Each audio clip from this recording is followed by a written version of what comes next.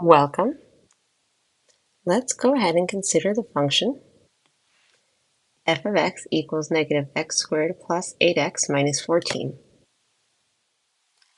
We're going to find the vertex of this function f, determine if this vertex is a max or a minimum, then determine the axis of symmetry and domain and range. So let's go ahead and label this one A, this part B, and this part C. So for A, recall that the vertex is given by negative b over 2a, comma, f of negative b over 2a. And this is the vertex as an ordered pair. So in our case, a is equal to negative 1 and b is equal to 8. So our vertex is negative 8 over, now let me do these one at a time. Our x value of our vertex is negative 8 over 2 times negative 1. This is just 4. And the y value is given by f of 4. So that's negative 4 squared plus 8x, 8 times 4 minus 14. That works out to be 2. So our vertex is at 4, comma 2. Now let's determine if this is a max or a min.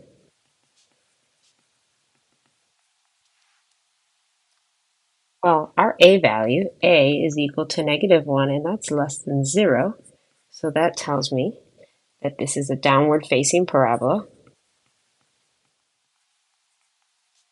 Hence, this has to be a max. So the vertex is a max. And let's go ahead and verify this. As you can hear, as you can see here, I've opened up GeoGebra. I'm going to go ahead and type in y is equal to negative x squared plus 8x. And then we have our minus 14. And as you can see, we could have stopped at the a to see that this was a downward facing parabola. Let's go ahead and verify the vertex we found of 4, comma 2. Sure enough, that looks like a vertex. I know I'm going to have to determine the axis of symmetry, so I may as well do that now as well for part C. And our axis of symmetry is going to go right down here. This vertical line here over 4. So I'll go ahead and type in x equals 4. And that is the axis of symmetry.